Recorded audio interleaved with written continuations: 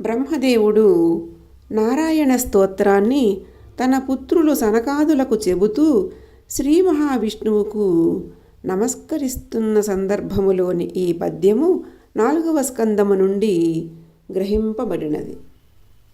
సర్వసత్తాయ దేవాయ సన్నియామకాయ బహిరంతరాత్మనే కారణాత్మనే సమస్తార్థలింగాయ నిర్గుణాయ వేధసే జితాత్మక సాధవే నమోస్తు.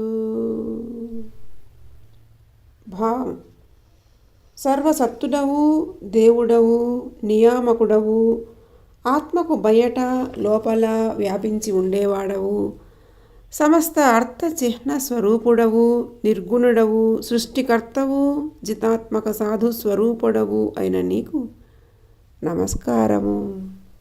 అర్థాలు: సర్వసత్తాయ అఖిలమైన సామర్థ్యములు తానైన వాడు హరి. దేవాయ దేవదేవుడు. సన్నియామకాయ సత్యమైన నియామకుడు. బహిరంతరాత్మనే పరమాత్మ మరియు అంతరాత్మ అయినవాడు. కారణాత్మనే కారణభూతమైన ఆత్మ విష్ణువు. సమస్తార్థలింగాయ సమస్త ప్రయోజనములకు చిహ్నము అయినవాడు. నిర్గుణాయ త్రిగుణాతీతుడు. వేధసే బ్రహ్మస్వరూపమైనవాడు.